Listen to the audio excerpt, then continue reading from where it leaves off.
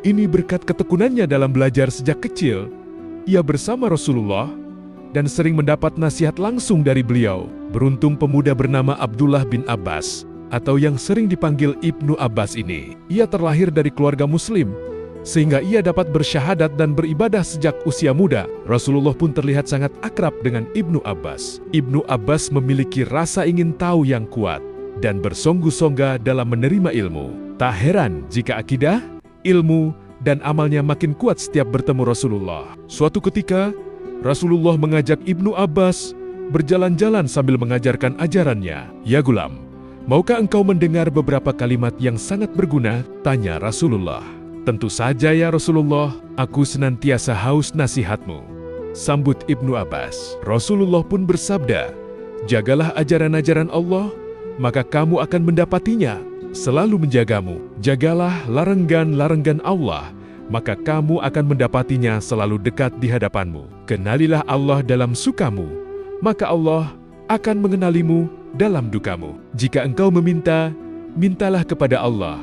Jika engkau memohon pertolongan, mohonlah kepada Allah. Semua hal yang terjadi denganmu telah selesai ditulis. Ketahuilah, jika semua makhluk sepakat untuk membantumu dengan sesuatu yang tidak ditakdirkan Allah untukmu, mereka tidak akan mampu membantumu. Atau bila mereka bersekongkol untuk menghalangi engkau untuk mendapatkan sesuatu yang telah ditakdirkan untukmu, mereka juga tidak akan mampu melakukannya. Semua aktivitasmu kerjakanlah dengan kesengsaraan, dan kemudahan itu tiba setelah kesulitan."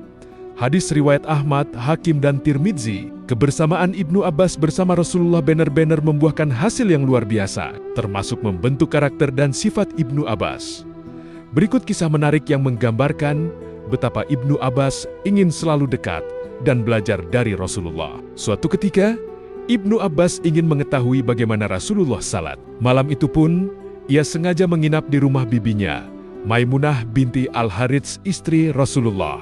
Sepanjang malam, ia berjaga sampai terdengar olehnya Rasulullah bangun untuk menunaikan salat. Ia segera mengambil air untuk wudhu Rasulullah. Alangkah terkejutnya Rasulullah saat mendapati Ibnu Abbas masih terjaga hingga tengah malam dan menyediakan air wudhu untuknya. Dengan rasa bangga dan kagum, Rasulullah menghampiri Ibnu Abbas seraya menggali selis kepala bocah belia itu.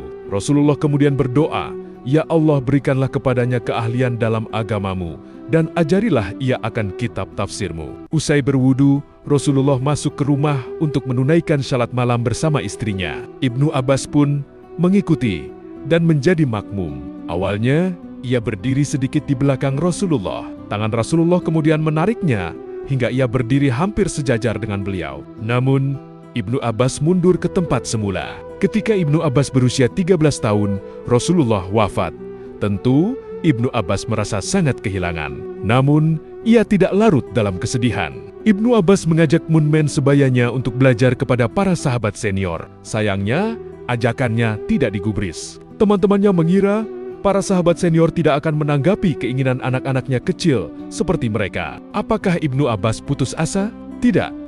Ia tetap mendatangi para sahabat senior untuk bertanya dan belajar berbagai ilmu agama. Akhirnya, Ibnu Abbas tumbuh menjadi ahli ilmu yang menjadi rujukan umat Islam. Bahkan Khalifah Umar bin Khattab sering mengundangnya dalam majelis syuranya dengan beberapa sahabat senior